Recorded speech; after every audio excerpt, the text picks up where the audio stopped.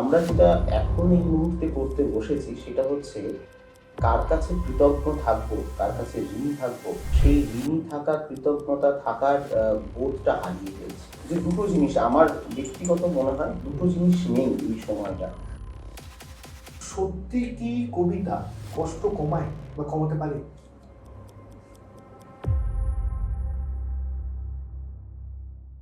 যে পাতুরি রান্না করতে গেলে খুব যত্ন করে সেটা কলা পাতায় মুড়ে রান্না করা হয় এবং পরিবেশন করা হয়, ঠিক লেখাটাও যারা লেখালেখির সাথে যুক্ত তারাও তাদের কলম দিয়ে সেটাকে মুড়ে রেখে সুন্দর করে তাদের লেখাটাকে আমাদের সামনে পরিবেশন করে। সেইভাবে জুতো সেলাইটাকেও যদি তুমি মন দিয়ে করো তাহলে দেখবে জুতো সেলাই করেও তোমার সংসার চলছে।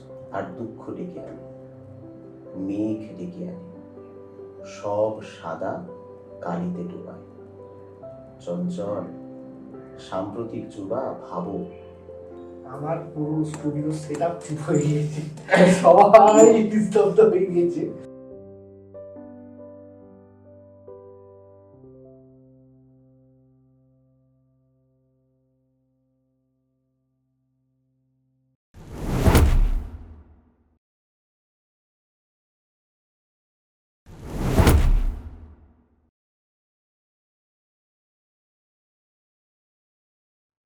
সবাইয়ের লাইফে কিছু গল্প থাকে, কিছু গল্প স্ট্রাগলের, তো কিছু গল্প সাকসেসের, আবার এমন কিছু গল্প যা সবাইকে বলা যায় না। এই জায়গাটা সেই জন্য। Welcome to paraffin podcast. এখানে আমরা কথা বলি লাইফ নিয়ে, স্ট্রাগল নিয়ে, রিলেশনশিপ নিয়ে, সব কিছু নিয়ে। আপনি যদি রিয়েল মানুষের রিয়েল গল্প এবং অনেস্ট কথা শুনতে চান তাহলে প্যারাফিন পডকাস্ট আপনার জন্য বেস্ট জায়গা। আবার আপনি যদি নিজের সাকসেস, নিজের বিজনেস, নিজের স্ট্রাগল এগুলো শোনাতে চান তাহলেও এটা আপনার জন্য বেস্ট জায়গা। নিচে আমাদের নাম্বার ব্লিঙ্ক করছে, অবশ্যই আমাদের সাথে যোগাযোগ করবেন। আর হ্যাঁ, প্যারাফিন পডকাস্টকে সাবস্ক্রাইব করতে ভুলবেন না। চলুন আমরা রিয়েল কথা বলি এবং রিয়েল কথা শুনি। নমস্কার, আমি আপনাদের সাথে আছি শান্তনু। প্যারাফিন পডকাস্টের আজ নতুন আরো একটি এপিসোড। আজকের এপিসোডটা সত্যি একটু স্পেশাল বা স্পেশাল হতে চলেছে, এটা বলবো। তার কারণ আপনারা জানেন, ক্রিয়েটিভ এবং ক্রিয়েটিভিটি এ দুটোই আমাদের মূল লক্ষ্য। তো আরও একজন ক্রিয়েটিভ মানুষের সাথে আজকে কথা হচ্ছে, অনেক আলোচনা, অনেক কিছু সামনে অপেক্ষা করছে। চলুন তাহলে আমরা সরাসরি যাই এবং তার সাথে কথা বলি। শুরু করার আগে আমি কিছু কথা বলব। আজকের দিনে মানুষ খুব তাড়াতাড়ি স্কিপ করে দেয় in the sense video skip করে দেয়, মানুষ স্কিপ করে দেয়, ইনফ্যাক্ট তারা তাদের অনুভূতিকেও স্কিপ করে দেয়। এত স্কিপের যুগেও কিছু জিনিস রয়ে গিয়েছে যেগুলো মানুষ স্কিপ করতে পারে। তার মধ্যে একটা জিনিস হলো কবিতা। কখনো যদি অনুভূতির সাথে মিলে যাওয়া কবিতা আপনি চাইলেও স্কিপ করতে পারেন? আমি তো পারি না, জানি আপনারাও পারেন। ঠিকই ধরেছেন, আজকে এমনই একজন কবিতাকার, তার সাথে কথা বলবো, আমাদের প্রিয় সৌরভদা, যার কণ্ঠে কবিতা শুধু শোনা যায় না, কবিতা খুঁজে পাওয়া যায়। আপনি নিজেকে খুঁজে পাবেন। তাহলে চলুন আর সময় নষ্ট করবো না, সরাসরি আমরা চলে যাই সৌরভদার কাছে। দাদা নমস্কার। নমস্কার, কেমন আছেন বলুন? ভালো ভালো থাকার চেষ্টা করছি কবিতার কে সঙ্গে নিয়ে। কবিতাকে সঙ্গে নিয়ে, ওকে, খুব ভালো। দাদা, শুরুতেই আমি যেটা জানতে চাইবো আপনার কাছে, সেটা যে কবিতার এই যে লাইনটাতে আসা, এটাকে লাইনই বলবো, এই যে লাইনটাতে আসা, লাইন অ্যাকচুয়ালি বলা যায় না, তার কারণ ক্রিয়েটিভিটির কোনো লাইন হয় না। তারপরও এই যে পথে আপনার হাঁটা, এটা কি হঠাৎ করেই আসা নাকি না কখনো মনে হয়েছে যে না এটা আমার জন্য শুট করছে, কিভাবে আসা এখানে? হ্যাঁ, কবিতাতে আসা বলতে আসলে পড়াশোনার পাশাপাশি এটা তো ছিল একটা সময়, এটা প্রচুরভাবে ছিল যে এটা শিখতে হবে তা নয়, কিন্তু এটা থাকতে হবে। হ্যাঁ, জীবনে চলার পথে এটা থাকতে হবে। কীরকমভাবে? রামকৃষ্ণ মিশনের পড়া, আমাদের যে গ্রাম থেকে উঠে আসা গোপালপুর, উত্তর চব্বিশ পরগনার একটি প্রত্যন্ত গ্রাম গোপালপুর, সেখানকার একটা রামকৃষ্ণ মিশনে আমি পড়াশোনা করেছি ছোটবেলা থেকে, এবং মহারাজদের কাছ থেকে প্রথম শেখাটা শুরু। হ্যাঁ, কবিতা উচ্চারণ, নাটক, হ্যাঁ, তারপরে সেখানকার শিক্ষক, সেখানকার পরিবেশ, এইগুলোই শিখিয়েছে এই যে কবিতা বা সাহিত্যে গল্প পড়া, হ্যাঁ, বা ছোট সময় থাকতে থাকতে যখন নাটক পড়তাম, যাত্রা হতো আমাদের গ্রামে, হ্যাঁ, এবং সেই জিনিসগুলো পড়াশোনার পাশাপাশি আমার জীবনকে এগিয়ে নিয়ে গিয়েছে, হ্যাঁ। এবং জানি না সেটা এমনভাবে এগিয়ে নিয়েছে, সেটা আমার কাজের ক্ষেত্রেও, মানে আমি যখন চাকরি করেছি একটা সময় ধরে, একটা 5 বছরের একটা দীর্ঘ যাত্রাপথ, চাকরির যাত্রাপথ, সেখানেও আমার এই কবিতাটাও সাহায্য করেছে। তো সেটা কিভাবে করেছে সেটা পরে আমরা পরের সময় আসবো কথা বলতে বলতে। তো অনেকে বলে যে ভিতর থেকে আসে না, ভিতর থেকে কিছু আসে না। আমাদের প্রথম কথা হয় কি, এই যে কবিতা এখন যে এত মানুষ শিখতে আসছে, হ্যাঁ, যে এই যে তাগিদটা এসেছে শিখতে হবে এই জিনিসটা সত্যিই একটা বিষয়, যে কবিতা, থিয়েটার এগুলো শিখতে হবে, এগুলো একটা গুরু ধরে শেখাটা প্রয়োজন।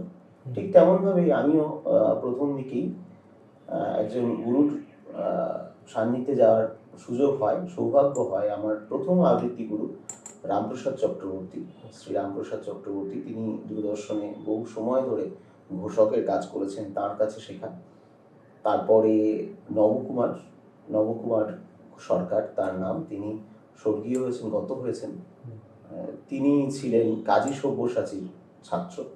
তিনি দীর্ঘ সময় আকাশবাণীর ঘোষক ছিলেন, বিজ্ঞাপন জগতের উজ্জ্বল নাম নবকুমার সরকার, তার কাছে আমি শেখার সৌভাগ্য হয়েছে। তারপরে সুখেন্দু প্রামাণিক, তিনিও আবৃত্তিকার, খুব নামকরা আবৃত্তিকার। তারপরে শেষ যার কাছে এসে আমি একেবারে মাথা নত করেছি, তিনি আমার শেষ গুরু বলবো না, আমি বলবো যে তার কাছে এসেই আমি বুঝতে পেরেছি কবিতার বা আবৃত্তির, কবিতার তো লিখিত অর্থ, উচ্চারণ যখন আমরা স্মৃতিধার্য হয়ে যখন উচ্চারণ করি সেটা আবৃত্তিতে পরিবর্তন হয়।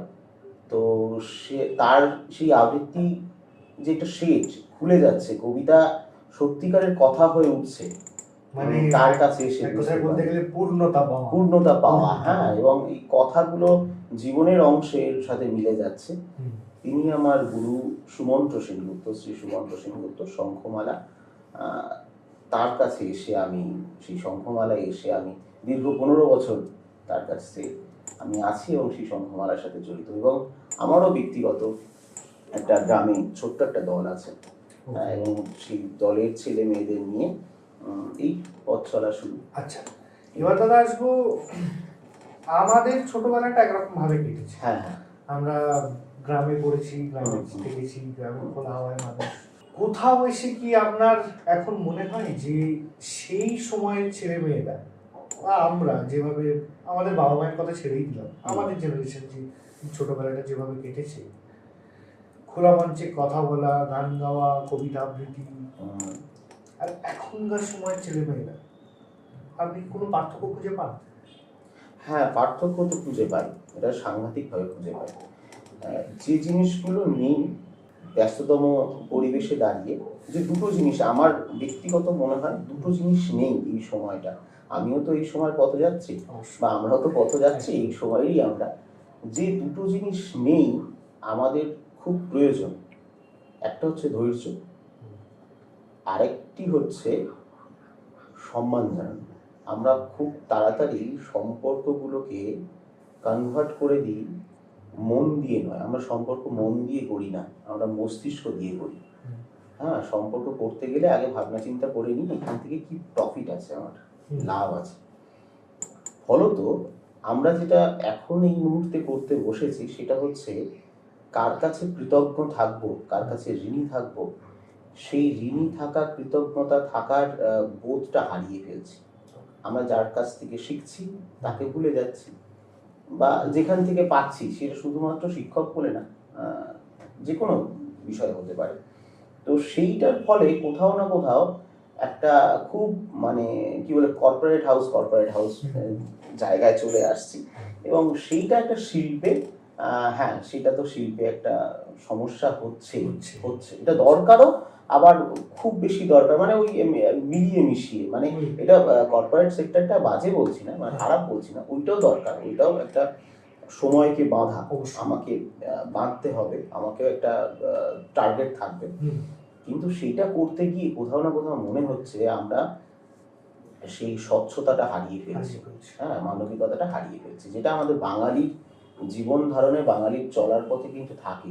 বাঙালি একটু বিনয়ী হয়, বাঙালি একটু আটপৌরে হয়, হ্যাঁ, এই জীবনগুলো থাকে বাঙালির সাথে, সেটা আমরা বড্ড ওয়েস্টার্ন হয়ে যাচ্ছি, হ্যাঁ। আচ্ছা, আমরা এই কথাটাতে আসবো, বাঙালির ওয়েস্টার্ন হয়ে যাওয়ার এই প্রসঙ্গটাতে আসবো। তার আগে আমি যদি আপনার কাছে একটু ফিরে যাই কবিতার প্রসঙ্গে, তাহলে দাদা আপনার জীবনের প্রথম মঞ্চে ওঠার অভিজ্ঞতাটা কেমন ছিল যদি একটু বলেন? প্রথম মঞ্চে ওঠা বলতে ঠিক সেটা মনে নেই, খুব ছোটবেলায় প্রথম মঞ্চে ওঠা, সত্যি কথাই মনে নেই, কিন্তু হ্যাঁ, অভিজ্ঞতাটা প্রত্যেক দিনই মনে হয় প্রথম মঞ্চে ওঠার মতন। হ্যাঁ, ভয় এখনো লাগে এবং লাগবেও, স্বাভাবিক। আমি শেষ জীবনের একটি অনুষ্ঠানে খুব কাছ থেকে সৌমিত্র চট্টোপাধ্যায় স্যারকে দেখেছিলাম। উনি একটি কালো প্যান্ট এবং লাল রঙের একটি শার্ট পরে উঠলেন, হ্যাঁ, এবং মঞ্চের আলোর থেকে আলোকিত তার তার ওই শরীর সশরীরেও মঞ্চে উঠলেন এবং দুটি কবিতা তিনি পাঠ করলেন, এবং পাঠ করতে করতে বলছে আমার হাত পা কাঁপছে। ওই মানুষটা বলতে পারে, তিনি সত্যজিৎ রায়ের সাথে সিনেমা করেছেন, ওই মানুষটা বলতে পারে, এবং উনি শেষে বললেন যে এইটাও দরকার, এই হাত পা কাঁপাটাও দরকার, না হলে তোমার ভিতরের যে মানুষটা সেটা মরে যাবে। তো সেই হাত পা কাঁপাটা এখনো চলে, হ্যাঁ, এটা কি নিয়ে চলা। হ্যাঁ দাদা, আজকের দিনে বেশ কিছু জায়গাতে আমি আপনাকে তো ফলো করি, তার সাথে সাথে আরো কিছু কবিতা আবৃত্তি বিশেষ কিছু পেয়ে যাচ্ছে এখন তো, বুঝতেই পারছেন কবিতাটা মঞ্চ থেকে মোবাইলে চলে এসছে।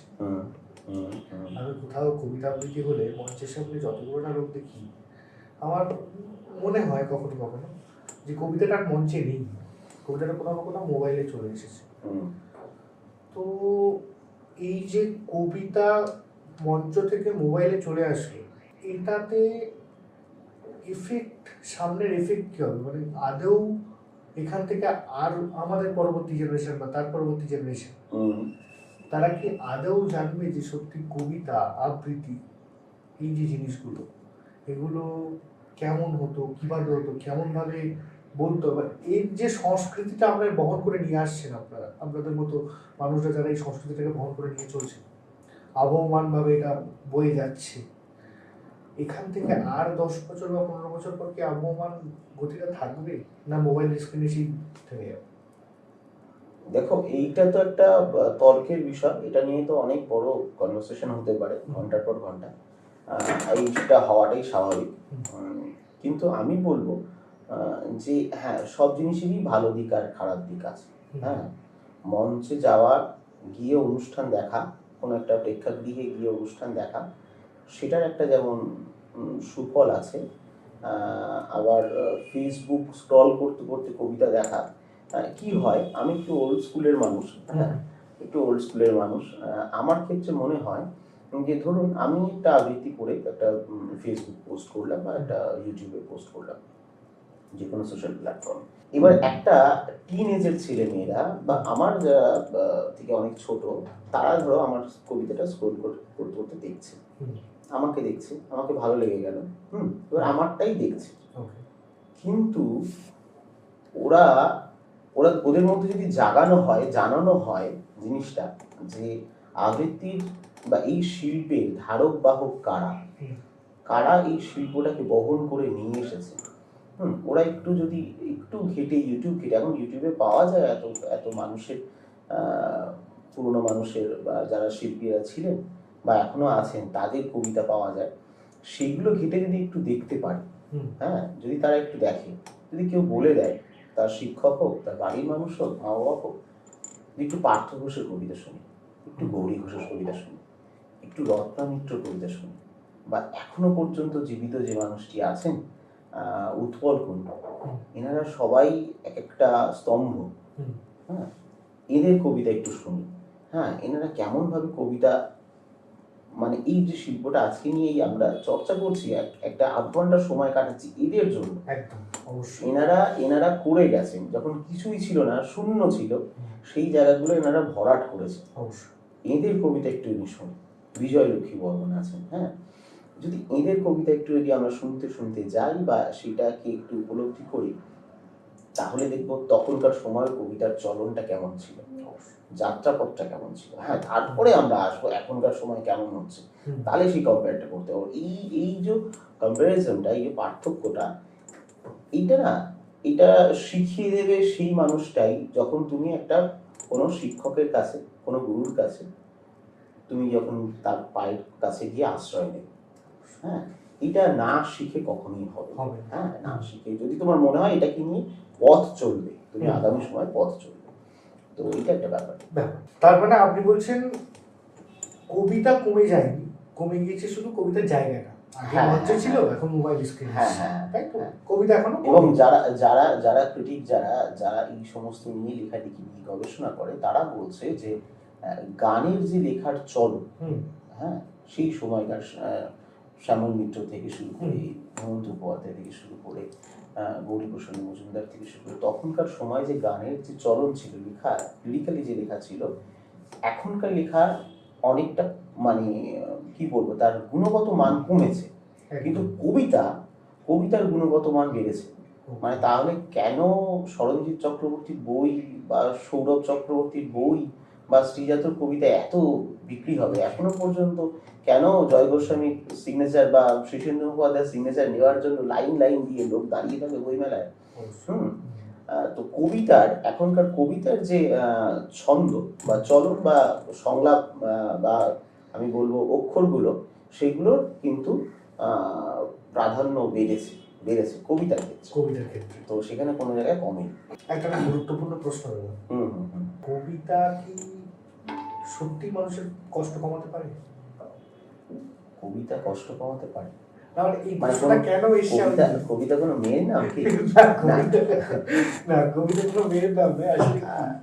কবিতা মানে আমার একজন বন্ধু আছে, পার্সোনাল একজন বন্ধু আছে, তো তার সাথে আমার যখন কলেজে তখন আমি সেকেন্ড ইয়ার বা থার্ড ইয়ারে পড়ি, তো যখন আমি কলেজ লাইফে থার্ড ইয়ারে পড়ি, আজ এই কবিতা আলোচনা হতে হতে হঠাৎ মাথায় আসলো স্মৃতিচারণ, তো মাথায় আসলো, তো সেখান থেকেই হঠাৎ করে প্রশ্নটা নিজের থেকে করলাম আপনাকে, যে তখন কলেজে ক্লাসে কোনো একটা কথা হয় বা কিছু একটা হয়, যেখানের জন্য স্যার আমাকে অনেক কিছু বলেন, আমার প্রফেসর, আমার জিওলজি অনার্স ছিল, তো হ্যাঁ, তো এবার সেখানে অনেক কথা হয়, তো আমি কলেজ থেকে যথারীতি বেরিয়ে আসি। যখন বেরিয়েছি, আমার সেই বন্ধুটা আমাকে একটা হোয়াটসঅ্যাপে একটা কবিতা, আমার অতটা খেয়াল নেই, এখনো হোয়াটসঅ্যাপ খুঁজে পাওয়া যাবে আশা করি, আমি ডিলিট করি না কোনো কিছু, এবং আমার চ্যাট ব্যাকআপ থাকে, তো আমি বলবো আপনাকে এটা যে এইটা শান্তনু, তুই বাড়িতে গিয়ে না এই যে কবিতা তোকে দিলাম এটা তুই শুনিস। যদিও শোনা হয়নি, ছেলে দিয়েছিল, হ্যাঁ ছেলে, আমার বন্ধু দিয়েছিল।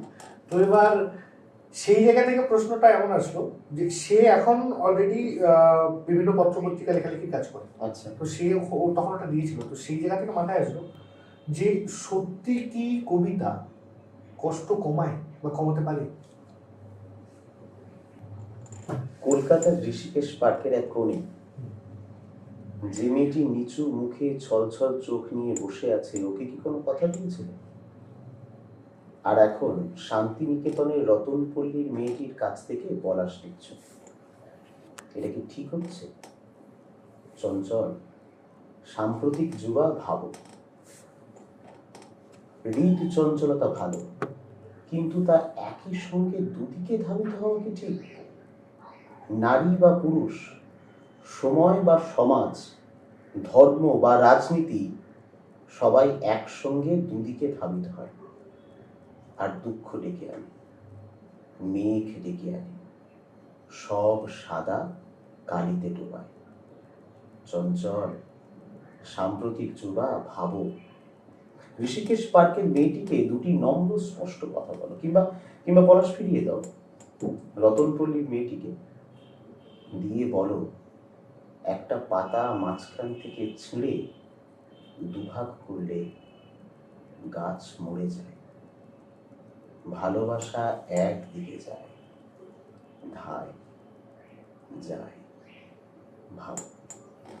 আচ্ছা বলো, এই কবিতাটা যে আমি বললাম কথা বলতে বলতে, কবিতাটাতে তোমার কি মনে হলো যে দুঃখ উপশম হলো না? মানে এই যে ভালো লাগলো না? আমার পুরো স্টুডিও সেট আপ চুপ হয়ে গিয়েছে, সবাই নিস্তব্ধ হয়ে গিয়েছে। আমি এখানে কোনো কমেন্ট করতে চাই না, এটা আমার দর্শক যারা আছে, আমার দর্শক তারা অনুভব করে নেবে। শুধুমাত্র এটা এই সময় লেখা, কবিতার নাম হচ্ছে ভাবো, ব্রত চক্রবর্তী কবি। এই সময় লেখা কত সুন্দর, একটা পাতা মাঝখান থেকে ছিঁড়ে দুভাগ করলে গাছ মরে যায়, ভালোবাসা একদিকে যায়। আমরা তো এখন দেখতে পাচ্ছি যে আমরা সবাই বললাম না যে সম্পর্ক করি মস্তিষ্ক দিয়ে। আমরা নারী কিংবা পুরুষ, সময় কিংবা সমাজ, ধর্ম বা রাজনীতি, সবাই দুদিকে ধাবিত হচ্ছে। এটা তো সময়ের কথা, এটা তো সমাজের কথা, এটা তো জীবনের কথা, মনের কথা। তা এইখানে ক্ষত জায়গায় মলম লাগায় না কবিতা? কবিতা কিছু তো আছে দাদা। এখনকার টাইমে আমি একটা প্রশ্ন করব, কোনো একজন কবিতাকার, কোনো একজন আবৃত্তিকার, আবৃত্তিকার, তো আবৃত্তিকার এখনকার দিনে তার জন্য কি সোশ্যাল মিডিয়া, এই যে সোশ্যাল মিডিয়াটা যখন আমরা ইউজ করি, এটা কি খুবই জরুরি? যেমন আমি এই প্রশ্নটা কেন করলাম একটু যদি বলি, আমি আমার কলেজ লাইফে বা স্কুল লাইফে দেখেছি, আমার স্যার আছেন, আমি স্যারের নাম নিয়েই বলতে পারি, পরিমল স্যার।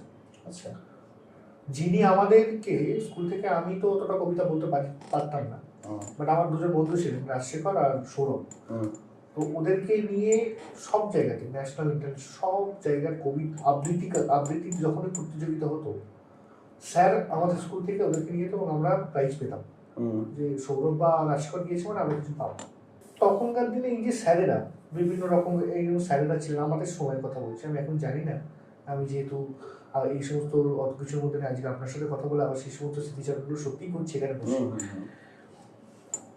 এখনকার দিনে কোনো একটা ছেলে, সে পড়াশোনা করছে, তারপর কোনো একটা জব করছে, জব করার পরে কোথাও না কোথাও তার মনে হলো যে না, আমি আবৃত্তিটাকে আমার প্যাশন ছিল, ওটাকে আমি প্রফেশন বানাবো।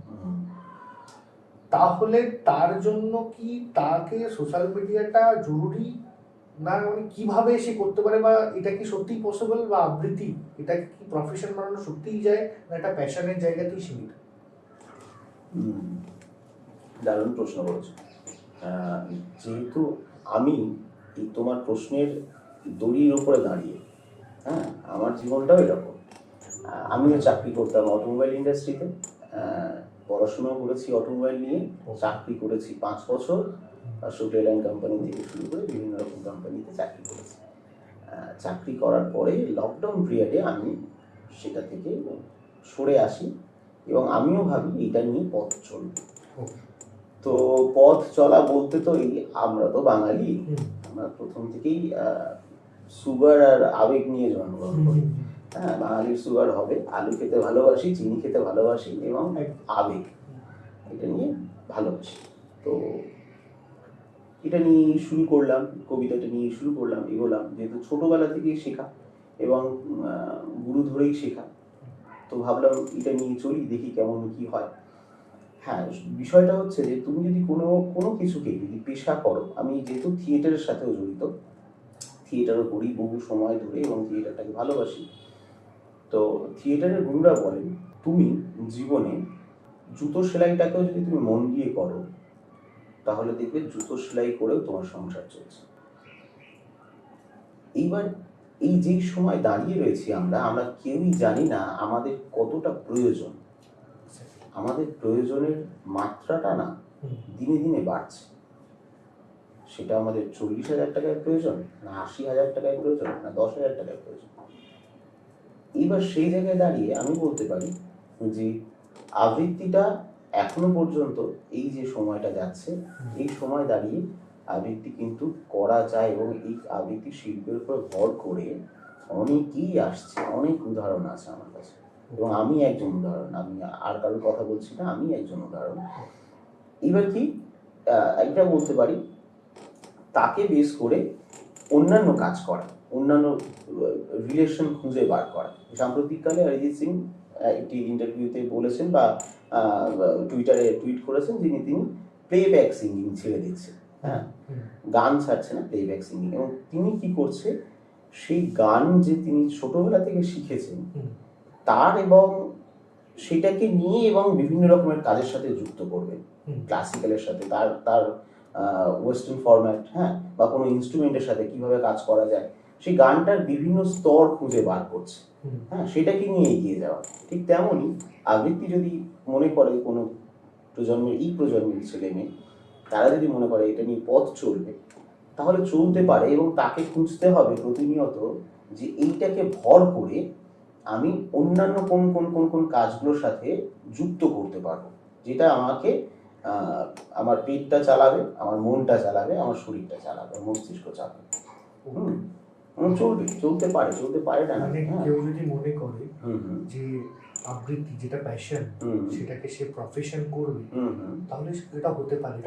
একদমই। কিন্তু শুধু মস্তিষ্কটা রাখতে হবে যে আমাকে একটা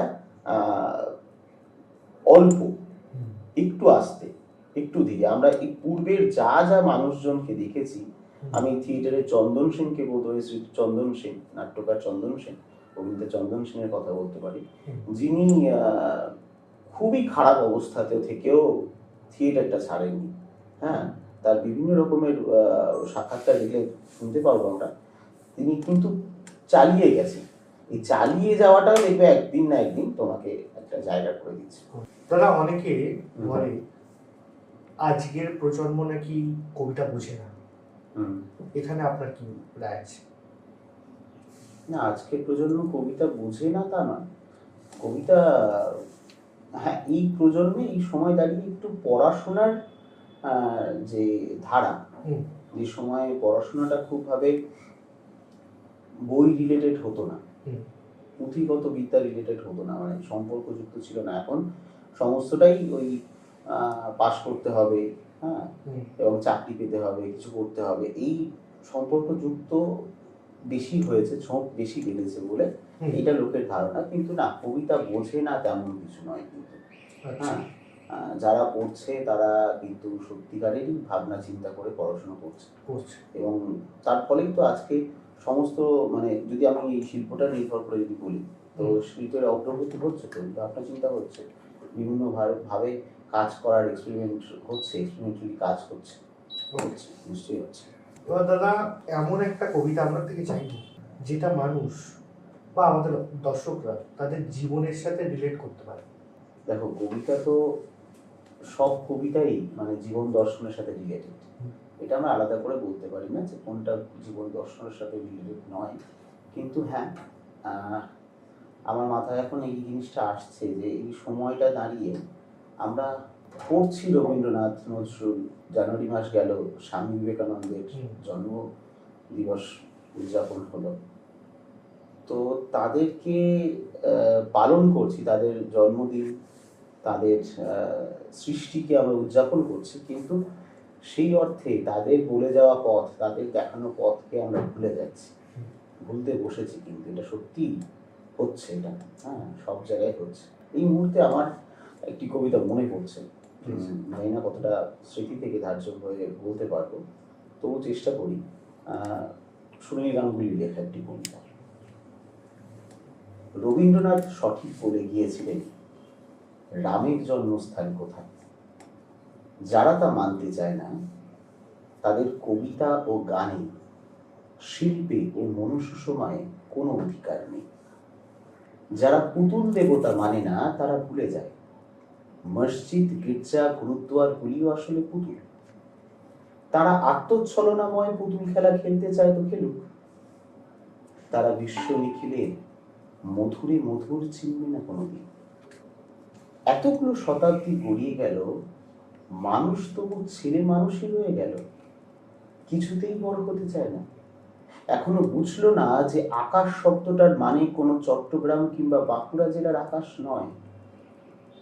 মানুষ শব্দটার মধ্যে কোনো কাঁটা তারের বেড়া নেই। ঈশ্বর নামে কোনো বড়বাবু এই বিশ্ব সংসার চালাচ্ছেন না। ধর্মগুলো সব রূপকথা। যারা এই রূপকথায় বিভোর হয়ে থাকে, তারা ধুলো মাখা শিশুটির কান্না শুনতে পায় না, তারা গর্জন বিলাসী, অনুভব করে না ঐক্যতা। কিছু কিছু মানুষ আমাদের সাবলক করার জন্য মাথা খুঁড়ে গেলে তাদের বড় বড় ছবি ঝোলানো হয়, আসলে গ্রাহ্য করে না কেউ। আয় কানাই, আয় কামাল, তোরা আয়, পৃথিবী ভর্তি বুড়ো খোকাদের পাগলামি দেখে চল একটা গাছতলায় দাঁড়িয়ে আমরা হাসাহাসি করি। সুনীলাঙ্গের এই কবিতা, এই সময় দাঁড়িয়ে এই যে ধর্ম, এই যে বিভাজন, এই ধর্ম শুধু হিন্দু মুসলিমের ধর্ম নয়, কিন্তু এই ধর্ম আরো সূক্ষ্ম থেকে সূক্ষাতীতর। এক সময় এমন আসতে চলেওছে যে ধর্মের মধ্যেও ধর্মের বিভাজন হবে। হ্যাঁ, হিন্দু মুসলিমের থেকেও হবে, হিন্দুর মধ্যেও বিভাজন হবে, তুমি ক্ষত্রিয়, তুমি ব্রাহ্মণ, এই এই যে বিভাজন। এবং তোমার আজকে অর্থ আছে, তোমার মধ্যে প্রতিভা আছে, পড়াশোনা আছে, কিন্তু তোমার অর্থ নেই, এরও একটা বিভাজন হবে। হ্যাঁ, যে পাশের ছেলেটা খুব ভালো বিজ্ঞান নিয়ে চর্চা করে এবং তার মস্তিষ্কে এমন এমন জিনিস আছে, সে ইলেকট্রনিক্স জিনিস খুব তৈরি করতে পারে, হ্যাঁ, কিন্তু তার অর্থ নেই, সেখানেও একটা বিভাজন আসবে, হতে চলেছে এবং হচ্ছে। তো এইটা একটা জীবন বদলানোর, এইটা আমাদের দরকার, যেটা আমাদের ছোটবেলা থেকে আমাদের পড়াশোনার পাশাপাশি এই জিনিসটা শেখা দরকার। যে বিবেকানন্দ তো বলে গেছেন যে হিন্দু ভারত, মুসলিম ভারত, খ্রিস্টান ভারত, ভারতবাসী আমার ভাই, আমার রক্ত, তুমিও সদর্পে বলো আমি ভারতবাসী। তো এই স্বদেশ মন্ত্রতে তিনি বলে গেছেন, তিনি আমরা সবাই একই মেরুকরণে দাঁড়িয়ে, একই সূত্রে দাঁড়িয়ে, একই সুতোয় আমাদের বোনা। তো জীবন কেন এরকম ভাবে বিশৃঙ্খলতা হচ্ছে এবং কেন এত হানাহানি, সেটা দরকার আমার মনে হয় এই সময় দাঁড়িয়ে, এবং শিল্প তাই বলে। আচ্ছা, এবার আমরা একটু প্রথমে ফিরে আসি। হ্যাঁ, একদম প্রথমে আপনি একটা কথা বলেছিলেন যে বাঙালি ধীরে ধীরে ওয়েস্টার্ন যে ফ্লো, সেই ফ্লোতে আবহিত হচ্ছে। কোথাও গিয়ে কি মনে হয় যে আরো কিছু বছর পর যখন এই সংস্কৃতিটা পুরোপুরি ভাবে আমাদের উপর হাবি হবে, যেমন আমি যদি একটু ছোট্ট উদাহরণ দিই, ওয়েস্টার্ন কান্ট্রির মানুষ, আপনি ইসকন বলুন, যে কোনো দিকে বলুন, তারা আমাদের সংস্কৃতিটাকে আপনি নিচ্ছে, আপন করে নিচ্ছে, কিন্তু আমরা যাদের এই সংস্কৃতিটা তৈরি করা, আমাদের পূর্বপুরুষ যারা, আমরা আস্তে আস্তে এমন মনে হচ্ছে না যে এই সংস্কৃতিটা থেকে বেরিয়ে আসছি। এবং যদি এরকমই হতে থাকে বা চলতে থাকে, তাহলে আবৃত্তির ভবিষ্যৎ কোথায়?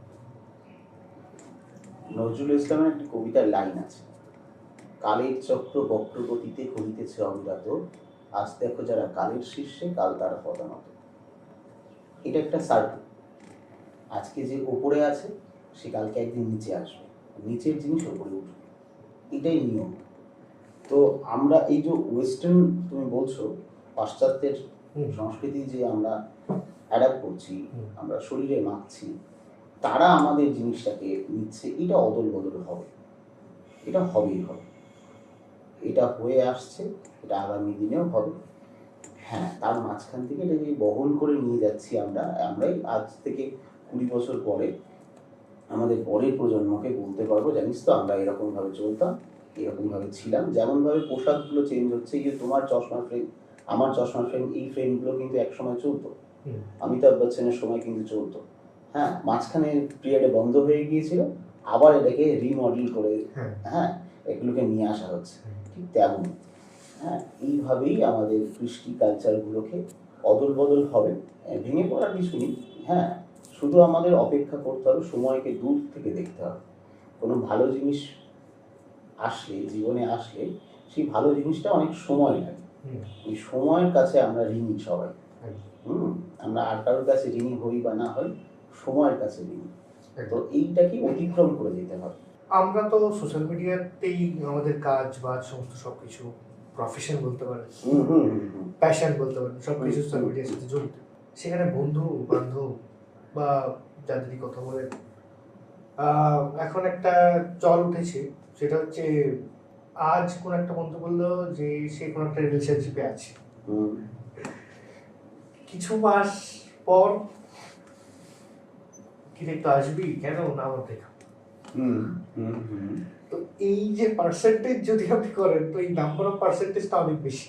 হুম, এবং ফেব্রুয়ারি মাস আমাদের হুম, ভ্যালেন্টাইন্স উইক চলছে। হুম, হুম, হুম, হুম। তো আপনার কাছে রিকোয়েস্ট যে এই হৃদয় ভঙ্গদের জন্য যদি কোনো কিছু একটা পাওয়া যেত।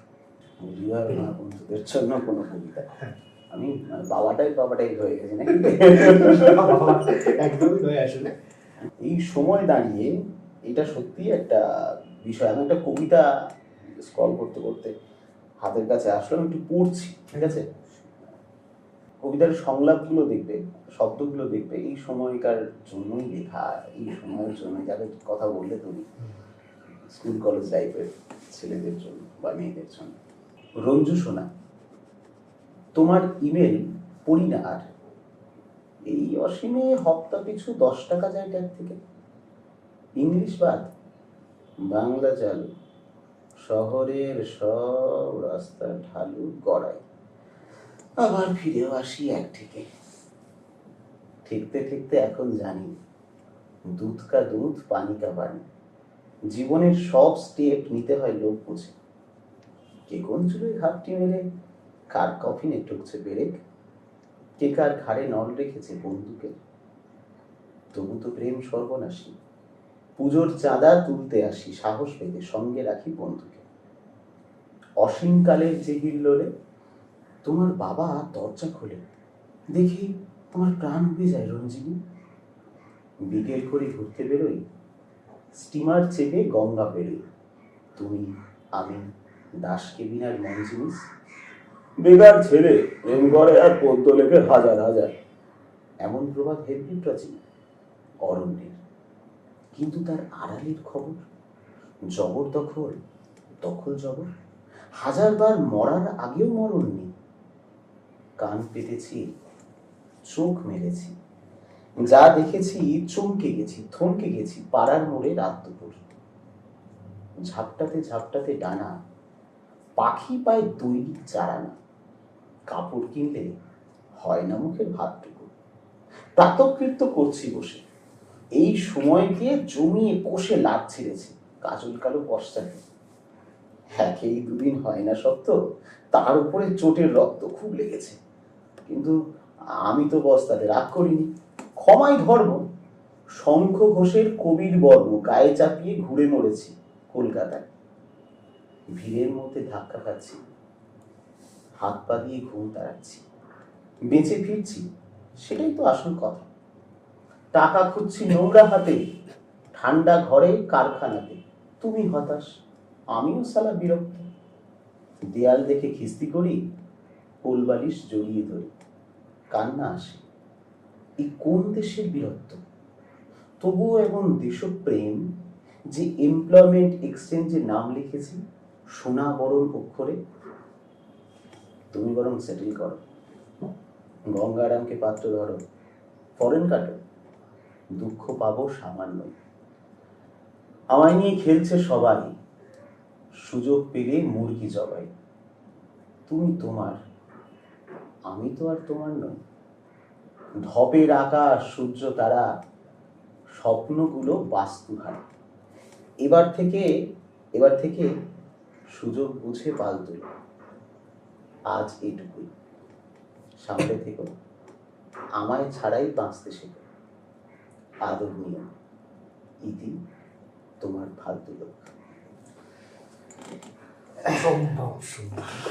শ্রীজাতর লেখা, শ্রীজাত বন্দ্যোপাধ্যায়ের লেখা, রঞ্জিনীকে লেখা আমার চিঠি। তো এটাই বলবো যে যে যেমন ভাবে সুখে থাকতে চায় তাকে তেমন ভাবে থাকতে দেওয়া উচিত। মাধ্যম হিসেবে কবিতাকে রাখাই ভালো। হ্যাঁ, একদমই একদমই একদমই। আমার কাছে তো অবশ্য কবিতা থাকাই ভালো। মাধ্যম হিসেবে কবিতাকে রাখাই ভালো। দাদা, আমি কিছু জায়গা থেকে জানতে পেরেছি বা আপনার সোশ্যাল মিডিয়া বগেরে স্ক্রল করে দেখতে পেরেছি আপনি কিছু পত্রপত্রিকার সঙ্গেও আশা করি যুক্ত আছেন। সেগুলো নিয়ে যদি একটু বলতেন আমাদের দর্শকদের। হ্যাঁ, মূলত আমি আবৃত্তি তো করি, আবৃত্তি এবং থিয়েটার নাটক, এবং পাশাপাশি আমি আবহ প্রক্ষেপণের কাজ করি, এটাই আমার পেশাদারিত্ব কাজ।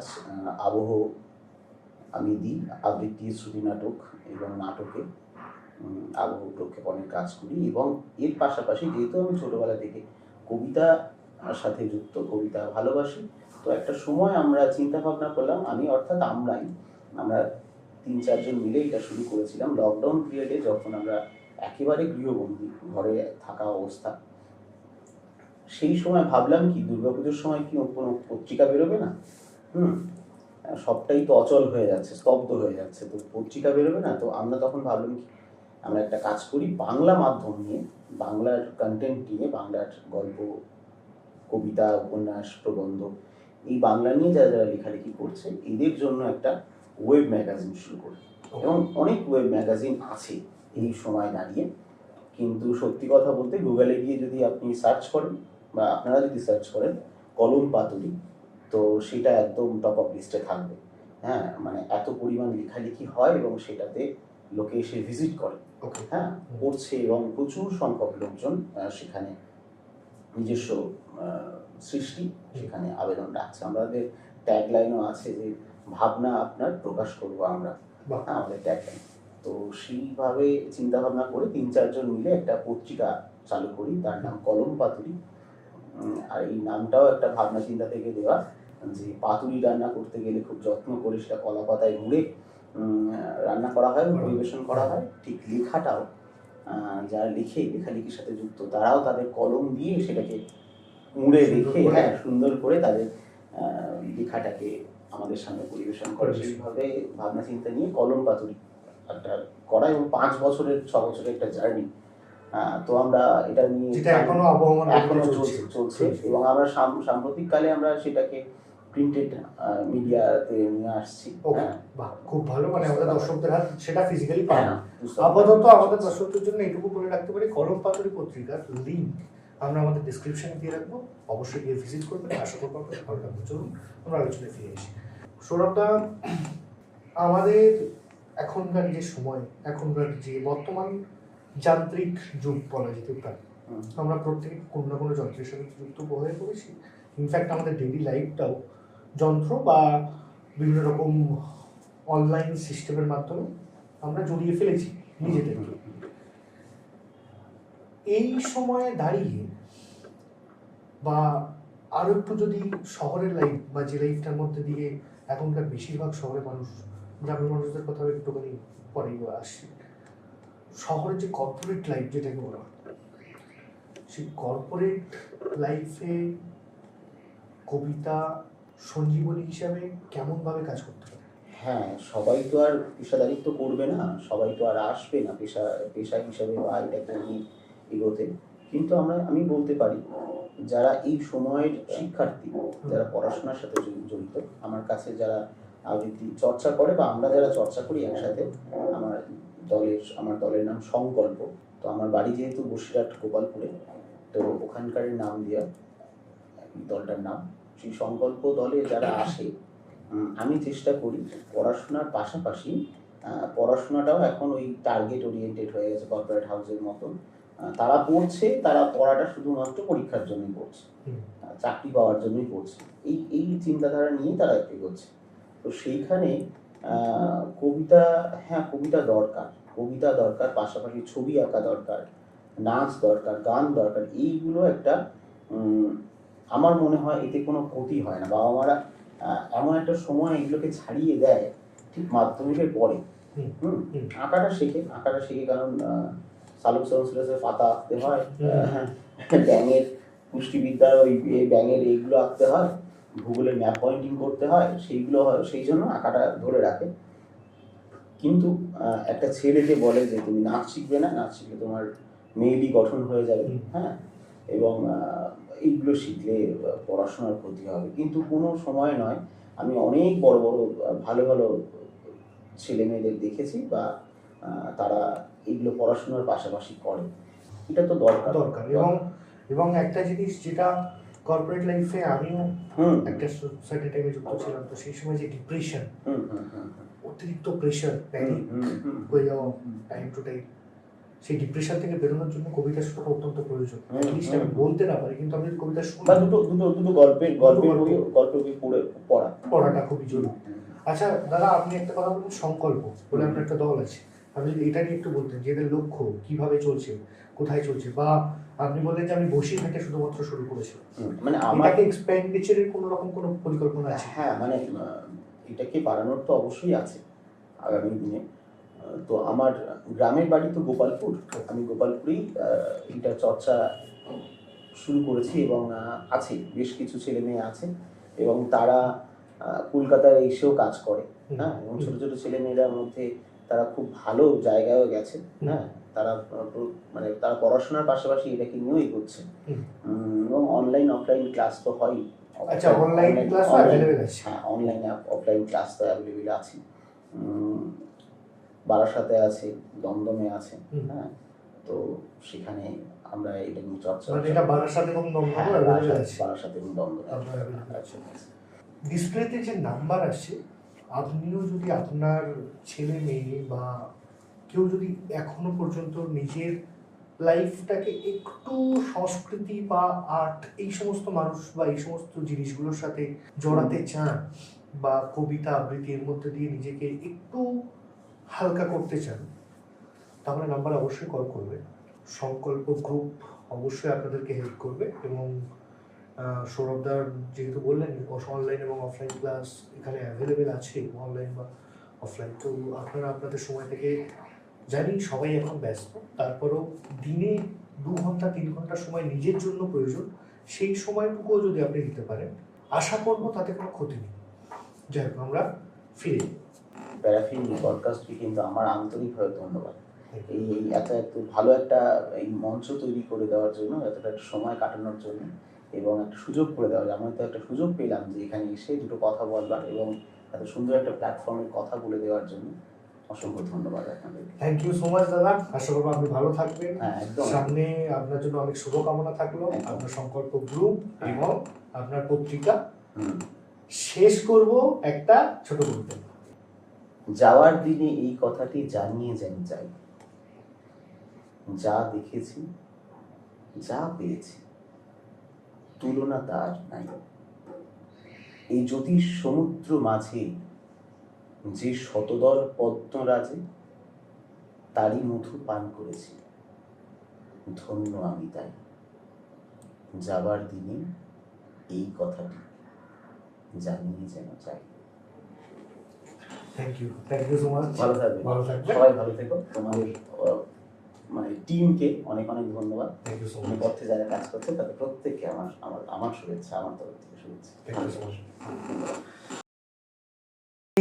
আজকের এই কথোপকথন বা আলোচনায় কোনো একজন মানুষও হালকা কিছু অনুভব করে থাকেন, তবেই প্যারাফিন পডকাস্টের উদ্দেশ্য সফল। সবাই সৌরভবাবুকে ফলো করবেন, আমাদের এপিসোডটাকে শেয়ার করবেন, সাবস্ক্রাইব করতে বলবেন না। কবিতা আগেও বেঁচে ছিল, কবিতা এখনও বেঁচে আছে, কবিতা সামনে বেঁচে থাকবে, শুধু শুনবার মানুষের দরকার।